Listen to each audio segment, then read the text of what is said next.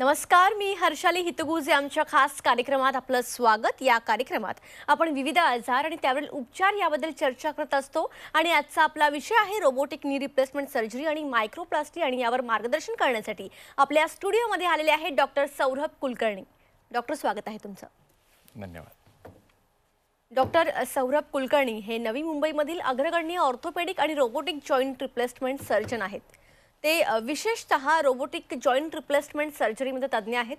त्यांनी मुंबईच्या नामांकित केम हॉस्पिटलमधून MS ऑर्थोपेडिक्सची पदवी संपादन केली आहे. डॉक्टर कुलकर्णी यांनी जॉईंट प्रिझर्वेशन आणि जॉईंट रिप्लेसमेंटमधील त्यांचं ज्ञान आणि कौशल्य प्रगल्भित करण्यासाठी सिकॉट इंटरनॅशनलद्वारे मान्यताप्राप्त clinical research fellowship in advance heap and नी सर्जरी पूर्ण केली आहे. त्यानंतर त्यांनी आंतरराष्ट्रीय कौशल्य आणि प्रोटोकॉल आत्मसात करण्यासाठी त्यांनी दक्षिण कोरियाच्या इवाहा युनिव्हर्सिटी सोलमध्ये जॉईंट रिप्लेसमेंट फेलो म्हणून काम केलं. त्यांनी Maharashtra university of health and सायन्सने व्हाईस चान्सलर सर्टिफिकेट मेरिट देऊन त्यांना सन्मानित केलं आहे.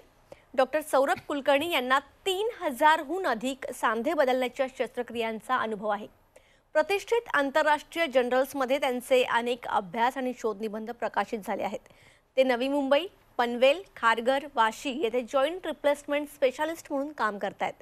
Total knee replacement, total hip replacement, microplasty या शस्त्रक्रियांमध्ये त्यांचा हातखंडा आहे. गुडघा बदलण्याची शस्त्रक्रिया काय आहे हे आपण आता त्यांच्याकडून जाणून घेऊयात. चला तर विषयाला सुरुवात करूयात. तर डॉक्टर, सगळ्यात पहिला प्रश्न, गुडघ्या बदलण्याची शस्त्रक्रिया नेमकं काय असतं आणि ते का केलं जातं? सर्व प्रेक्षकांना नमस्कार. सांधा बदली ही शस्त्रक्रिया किंवा शस्त्रक्रियेची संकल्पना ही समजून घेण्या अगोदर आपल्याला गुडघा कसा बनतो, गुडघ्यांमध्ये दुखणं कसं सुरू होतं आणि अशी अवस्था काय येते की जिथं आपल्याला परमनंट सोल्युशन म्हणून नी रिप्लेसमेंटच सांगायला लागते, ही आपण माहिती करून घेऊया. आता आपण स्क्रीनवर ते बघू शकत असाल.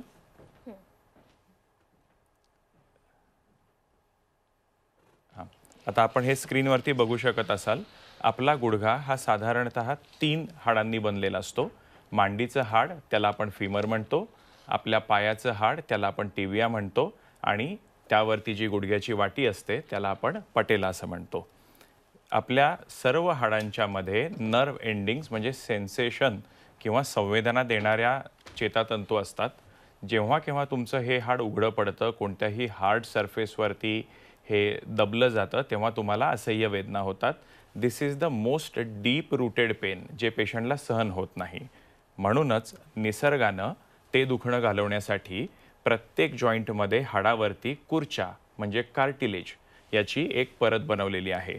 इथं आपण बघू शकत असाल 3 मिलीमीटर जाडीचं गुळगुळीत कॅप वरच्या हाडावरती, 3 मिलीमीटर जाडीची कॅप खालच्या हाडावरती आणि रबर गाद्यांची एक लेयर 2 ते 3 मिलीमीटरची कॉल्ड एज अ मेनिस्कस ही आपल्या सर्व गुडघ्यांमध्ये असते. प्लस त्या गुडघ्यांमध्ये वंगण बनवलेलं असतं. म्हणूनही आपण तरुण असताना आपल्या गुडघ्यांमध्ये कणभरही पेन होत नाही. परंतु जसं जसं आणि आपण आता ह्या एक्सरेमध्ये बघतोय, हा नॉर्मल माणसाचा एक्सरे आहे. वरचं हाड आणि खालचं हाड यांच्यामध्ये सलग साधारणतः 6 ते 8 मिलीमीटरची गॅप आपल्याला या ठिकाणी दिसते. हेच ते कार्टिलेजची गॅप आहे. परंतु जसं जसं जसं वय वाढत जातं, गुडघ्यांची झीज व्हायला लागते, कधी कधी कोणाला मार लागलेला असतो, पोस्ट ट्रॉमॅटिक आर्थरायटिस होतो, रक्तातला संधिवात वाढल्यामुळे तुमच्या गुडघ्यांची झीज होते, तेव्हा ह्या कार्टिलेजची थिकनेस आणि क्वालिटी ही कमी कमी कमी होत जाते. त्याच्यावरून ग्रेडिंग ऑफ ऑस्टिओआर्थरायटिस असतं. तुम्ही 3ऱ्या ग्रेडपर्यंत, 3ऱ्या इमेजपर्यंत बघत असाल, हाडांमध्ये थोडीशी गॅप दिसते आपल्याला. परंतु 4थ्या याच्यामध्ये आपल्याला दिसतंय there is no gap left. या डिसीजला आपण बोन टू बोन डिसीज म्हणतो. इथं आपण बघू शकत असाल, आपल्या हाडांवरील जवळजवळ सर्व कार्टिलेजच्या कॅप निघून गेलेली आहे आणि तुमचं खालचं बोन हे उघडं पडलेलं आहे. याचाच अर्थ या हाडाच्या ज्या नर्व एंडिंग्ज आहेत या तुमच्या एक्सपोज झालेल्या आहेत. ते तुमचं हाड दुखरं आणि सुजलेलं झालेलं आहे. या एक्सरेमध्ये आपण बघू शकतो एक्झॅक्टली जसं बोन टू बोन डिसीज कसा असतो आणि त्या नर्व एंडिंग्स कशा इरिटेट झालेल्या असतात. आता याला जर आपल्याला परमनंट सोल्युशन द्यायचं असेल तर 2च ऑप्शन आहेत. एक, नैसर्गिकरित्या दिलेली कॅप परत आणा किंवा तुम्ही नवीन कॅप लावा. नैसर्गिकरित्या दिलेली कॅप कार्टिलेजची बनते आणि कार्टिलेज हा नाशवंत प्रकार असल्यामुळे एकदा गेलेलं कार्टिलेज परत बनवता येत नाही. जोपर्यंत कार्टिलेजची पातळ कॅप आहे तोपर्यंत तुम्ही गोळ्या औषधं, तुम्ही होमिओपॅथी, ॲलोपॅथी, वजन कमी करणं, जे न केन प्रकाराने त्याला मदत करण्याचा प्रयत्न करू शकता किंवा तुम्ही त्याचा प्रोग्रेस थांबवण्याचा प्रयत्न करू शकता. परंतु एकदा का बोन टू बोन डिसीज झाला की त्याच्यावरती कॅप लावण्यात त्याच्याशिवाय पर्याय नाही. म्हणून आपण नी रिप्लेसमेंटमध्ये इथं बघत असू, वरच्या हाडावरती एक मेटलची कॅप, खालच्या हाडावरती एक मेटलची कॅप आणि ह्या दोघांच्यामध्ये हायली क्रॉसलिंक्ड पॉलिइथिलीन नावाच्या पदार्थाची रबरची गादी ही टाकतो. या गोष्टीला आपण सांधेबदली नी रिप्लेसमेंट असं म्हणतो.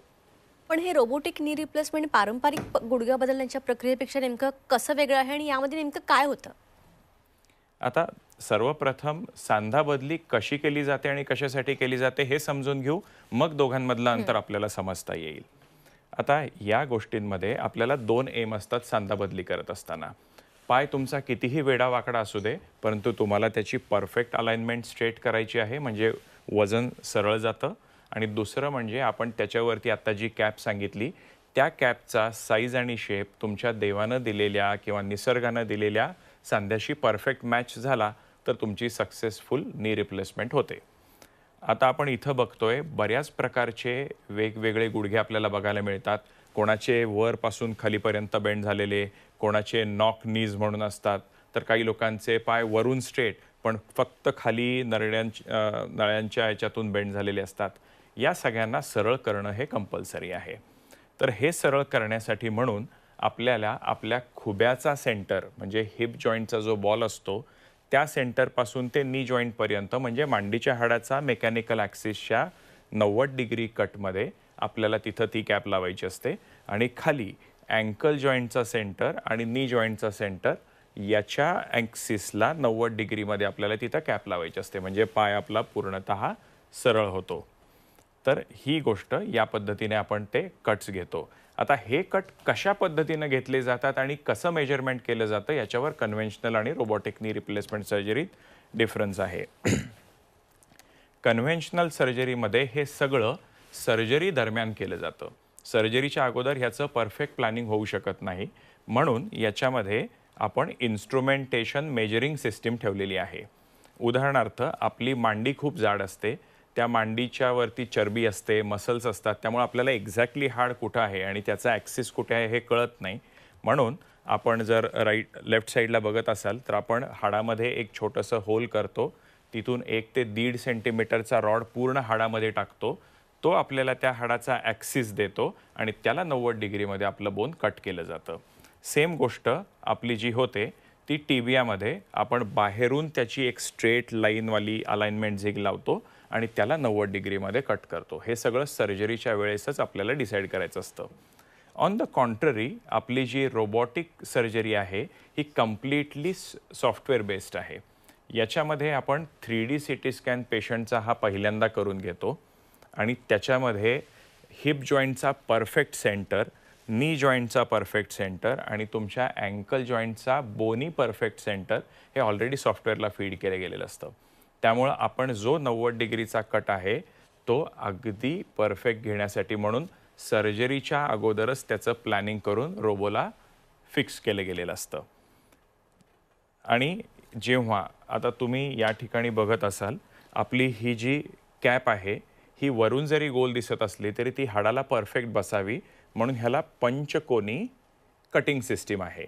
तर ही जी कटिंग सिस्टीम आहे आता आपण स्लाइडमध्ये बघू शकता. आता ही जी कटिंग सिस्टीम आहे ही कन्व्हेन्शनल नी रिप्लेसमेंटमध्ये त्याच्या वेगवेगळ्या अँगलनं आपली सॉ जाऊ देणाऱ्या एक झिग असते, ती 3, 4, 5 पिनांनी हाडाला आपण तिथं फिक्स करतो आणि मग त्याच्यातून सर्जन सॉ ब्लेडनं, इलेक्ट्रिक सॉ असते त्याच्याने ती कट करतो. याच्या अगेन्स्ट रोबोटिक सर्जरीमध्ये कोणतीही झिग लावण्याची गरज नसते, कोणतीही पिन ठोकायची गरज नसते. रोबोला ऑलरेडी तुमचा 3D ॲनाटॉमी दिलेली असल्यामुळे रोबो त्या ठिकाणी येतो आणि परफेक्टली सब मिलीमीटर प्रिसिजननं तेवढंसं बोन कट करून त्याचे परफेक्ट पंचकोनी शेप बनवून हा आपल्याला तो सांधा देतो. आता कन्व्हेन्शनल सर्जरी याचा अर्थ ही झाली मेकॅनिकल इन्स्ट्रुमेंट बेस्ड सर्जरी आणि आपण जी रोबोटिक सर्जरी करतो हिचा जवळजवळ 90% पार्ट हा सर्जरीच्या अगोदर सॉफ्टवेअर आणि आर्टिफिशियल इंटेलिजन्स बेस्ड असतो. हा ह्या दोघांमध्ये डिफरन्स आहे. आणि जे कटिंग होतं बोनचं हे रोबो करतो. बरोबर. हे रोबोटिक गुडघा बदलण्याचे फायदे नेमके काय सांगाल डॉक्टर?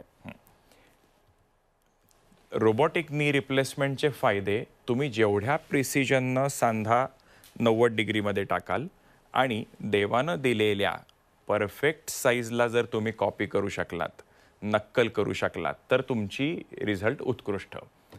आणि प्रत्येक पेशंटचा गुडघा हा वेगळ्या ॲनाटॉमीचा असतो. एकाच पेशंटचा डावा गुडघा आणि उजवा गुडघासुद्धा सेम साईजचा नसतो. त्यात ग्रेड 4 आर्थरायटिस झाल्यावरती कधी हाडांना हाड घासून त्याच्यात खड्डे पडलेले असतात. या सगळ्यांचं आपल्या सर्जरीवरती नेमका परिणाम होतो. त्यामुळं हे सर्व आपल्याला 3D CT स्कॅनमध्ये अगोदर ती कळतं.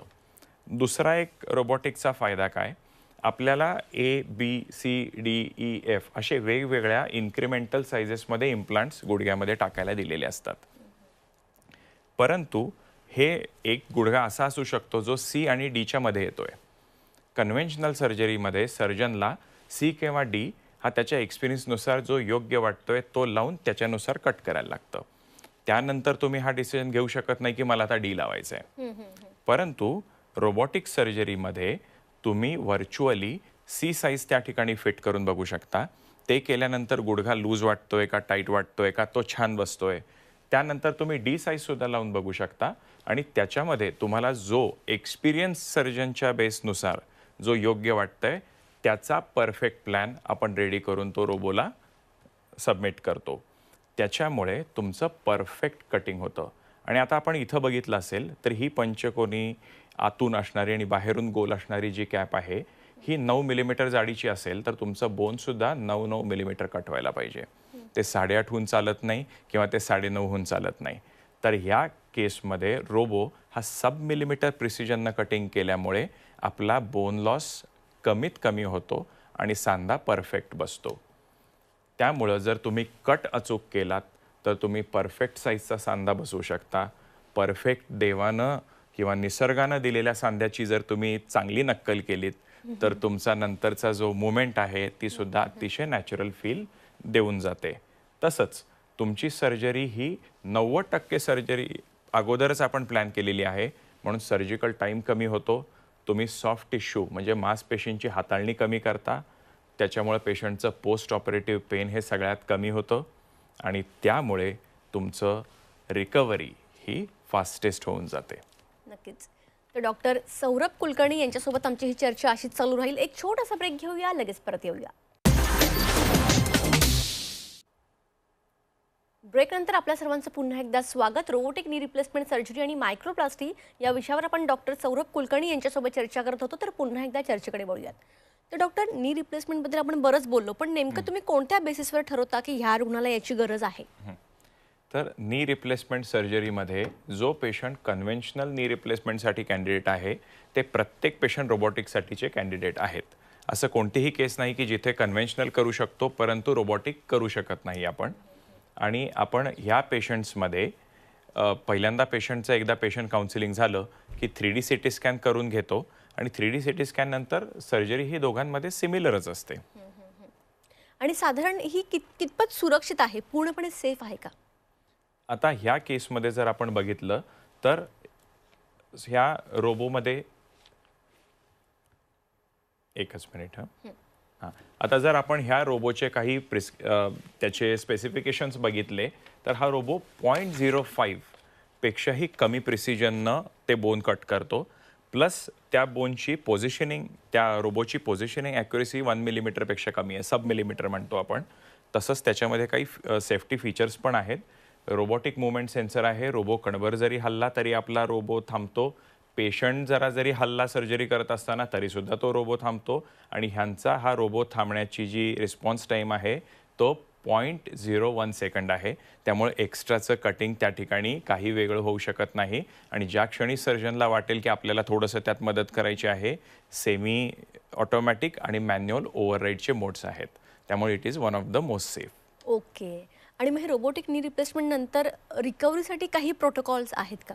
रिकव्हरी जसं आपण सांगितलं, पेशंटचं कमीत कमी हँडलिंग होतं, पेन कमी होतं. त्याच्यामुळे जर आपण पेशंटची रिकव्हरी बघितली तर आपला पेशंट 6 तासाच्या आत उभा राहतो. 24 तासाच्या आत आपण पेशंटला चालायला सुरू करतो. पेशंटची पूर्ण रेंज ऑफ मोशन सुरू होते आणि त्या पेशंटचं 2 ते 3 दिवसांमध्ये कम्फर्टनुसार जिन्याच्या चढणं उतरणं सुद्धा सुरू होतं आणि पेशंट 4 दिवसात घरी जातो. 14 दिवसात टाके निघतात. एका महिन्याभरामध्ये पेशंट साधारणतः किलोमीटरभर चालतो आणि 2 ते 3 महिन्यात तो नॉर्मल लाईफला येऊ शकतो. आपण एका उदाहरणाने ही गोष्ट बघूया. 86 वर्षाचे हे गृहस्थ आहेत. त्यांचे पाय पूर्वी फ्रॅक्चर झाले होते, हाडं वाकडी जुळली होती, त्यामुळे त्यांचं चालणं मुश्किल झालं होतं. 20 डिग्री पाय सरळच होत नव्हता. यांची आपण रोबोटिक नी रिप्लेसमेंट सर्जरी केली. दोन्ही पाय सरळ केले. हे काका आपले साधारणतः 6 तासात उभे राहिले. 24 तासामध्ये त्यांचं पूर्ण चालणं वगैरे सुरू झालं. यांची पूर्ण गुडघे बेंड करणं, सरळ करणं हे 24 तासाच्या आत सुरू होतं. 2 दिवसांमध्ये त्यांनी जिने चढायला उतरायला सुरू केली. ही सर्व गोष्ट आपण 86 वर्षाला बघतोय. ही गोष्ट 50-60 वर्षांच्या लोकांची नाही आहे. टाके निघाल्यानंतर 2 आठवड्यांमध्ये पूर्ण सपोर्ट सोडून हे काका घरामध्ये चालणं, फिरणं, टॉयलेट, बाथरूमला जाणं करत होते. एका महिन्यानंतर जेव्हा ते आपल्याला भेटायला आले, तुम्ही त्यांच्या चेहऱ्यावरचा आनंद बघू शकता आणि मांडी घालून बसतायत महिन्याभराच्या आत. म्हणजे पूर्णपणे सेफ आहे आणि लवकर रिकव्हरी आहे. येस. ओके. आणि मग त्यानंतर आता ह्या प्रोसेससाठी, ह्या सर्जरीसाठी काही वयाची किंवा वजनाची काही अट आहे का? आता आपण वय हे म्हणालो तर ही फक्त एक संख्या आहे. 80 वर्षाचा माणूस ज्याला लिव्हर, किडनी कशाचाही त्रास नाही, जो 5 किंवा 10 वर्ष अजूनही स्वावलंबी लाईफ जगू शकतो, तो ग्रेट कॅन्डिडेट आहे नी रिप्लेसमेंटसाठी. आता आपण हे उदाहरणामध्ये घेऊया. 86 वर्षांचा आपणच बघितलं, दोन्ही गुडघे बदलले. आपण 83ची बायलॅटरल नी रिप्लेसमेंट केलेली आहे, 80ची बायलॅटरल नी रिप्लेसमेंट केलेली आहेत आणि हे सगळेजण त्यांचं लाईफ अतिशय सुंदररित्या जगतायत. म्हणून जो पेशंट 5 ते 10 वर्ष पुढचं लाईफ छान जगू शकतो, त्या सगळ्यांना नी रिप्लेसमेंटचा हक्क आहे. आणि आपण जर आता वजनाबद्दल बोलायला गेलो तर हे दुष्टचक्र आहे. गुडघा दुखतो म्हणून वजन वाढतं, वजन वाढतं म्हणून लोड पडतो, गुडघा दुखतो, पेशंट बसून राहतो. अशा सिच्युएशनमध्ये तुम्हाला त्यांना मदत करणं भागच असतं आणि रिस्क घेऊन पेशंटनी डॉक्टरांनी ही गोष्ट करायला लागते. The highest weight for which we have done knee replacement is 137 kg. 137 किलोचे गृहस्थ. आणि दुसरा म्हणजे बेसल मेटाबॉलिक इंडेक्स 64.5. 104 किलोची महिला, 4 फूट 2 इंचाची. त्यांचे हे दोन्ही गुडघे आपण बदललेत. देवाच्या कृपेनं ह्या सक्सेसफुल नी रिप्लेसमेंट सर्जरीज आहेत and they are living healthy life. आणि हाय एजमध्ये. या एजमध्ये. आणि गुडघा इम्प्लांटचे डॉक्टर काही प्रकार असतील तर सांगा. आणि सगळ्यात महत्त्वाचं मायक्रोप्लास्टिक शस्त्रक्रिया म्हणजे काय, त्याबद्दल पण सांगा. आता गुडघ्याच्या इम्प्लांट्समध्ये आपल्याला 3 प्रकारचे सांधे दिसतात. एक म्हणजे हा स्टीलसारखा दिसणारा, याला म्हणतो आपण कोबाल्ट क्रोमियम, COCRनी. हा कोबाल्ट, क्रोमियम आणि मॉलिब्डिनमचा ॲलॉय असतो. This is one of the best knee in the world. आता हा मार्केटमध्ये अतिशय प्रचलित आलेला आहे आणि आपण आपल्या रोबोबरोबर ती खूप रेग्युलरली वापरतो. याला गोल्डनी म्हणतात, गोल्डचा नसतो. तर ह्या कोबाल्ट क्रोमियमवरच टायटेनियम नावाच्या बायो इनर्ट मटेरियलचं कोटिंग असतं. त्या ज्या लोकांना कोबाल्ट क्रोमियमची ॲलर्जी असते त्या लोकांसाठी बनवला गेलेला होता. But there is a claim 2 ते 3 वर्षाची ह्याची लाईफ सुद्धा त्याच्यामुळे वाढलेली आहे, असा क्लेम आहे. नक्कीच. डॉक्टर, मायक्रोप्लास्टिक शस्त्रक्रिया म्हणजे काय आणि थोडक्यात मायक्रोप्लास्टिकचे फायदे काय आहेत, थोडक्यात सांगा. मायक्रोप्लास्टीमध्ये आपल्याला हे समजून घ्यायला पाहिजे की आपला जो गुडघा आहे तो ट्राय कंपार्टमेंटल आहे. जर आता तुम्ही डाव्या साईडला बघताय, फक्त आतल्या बाजूचा गुडघा तिथला खराब झालेला आहे, बाहेरचा आणि पटेलोफिमोरल जॉईंट एकदम छान आहे. तर अशा सिच्युएशनमध्ये टोटल नी रिप्लेसमेंट करायची गरज नाही. या सिच्युएशनमध्ये आपण फक्त वरती एक छोटीशी मेटलची कॅप, खाली एक छोटी मेटलची कॅप आणि मध्ये रबरची गादी टाकतो. आता फायद्यांमध्ये तुम्ही बघत असाल तर आपण त्यांच्या गुडघ्यातले आतले ACL PCL लिगामेंटला हात लावलेला नाहीये, बाकीच्या कुठल्याही कार्टिलेजला हात लावलेला नाहीये. त्यामुळे ह्या नीचं पूर्ण नॅचरल फील येतो, अतिशय फास्टेस्ट रिकव्हरी होते आणि छोट्या इन्सिजनमध्ये ही सर्जरी होते. रोबोटिक सर्जरी याच्यामध्ये उत्कृष्ट काम करते, कारण तुम्ही माणसाने बनवलेला सांधा हा बाकीच्या देवानी बनवलेल्या, निसर्गाने बनवलेल्या सांध्याबरोबर टाकताय, तर तिथं रोबोटिक प्रिसिजनची सगळ्यात जास्त गरज आहे. नक्कीच. डॉक्टर, तुम्ही या ठिकाणी आलात आणि खूप चांगलं मार्गदर्शन आमच्या प्रेक्षकांना केलं, त्यासाठी तुमचे मनापासून धन्यवाद. धन्यवाद. तर रोबोटिक नी रिप्लेसमेंट सर्जरी आणि मायक्रोप्लास्टी यावर डॉक्टर सौरभ कुलकर्णी यांनी अत्यंत उत्कृष्ट असं मार्गदर्शन केलेलं आहे. नी रिप्लेसमेंट म्हणजे काय, त्याचे फायदे काय आहेत, ती नेमकी कशा पद्धतीने केली जाते, हे पूर्ण डीपमध्ये सरांनी आज या ठिकाणी मार्गदर्शन केलेलं आहे. तुम्हाला सुद्धा या संदर्भातला काही त्रास असेल, यांचे सर्व कॉन्टॅक्ट्स नंबर सर्व काही तुम्हाला स्क्रीनवर दिसते, तुम्ही त्याद्वारे त्यांना कॉन्टॅक्ट करू शकता. कार्यक्रमात आता वेळ झाली आहे इथेच थांबण्याची. नमस्कार.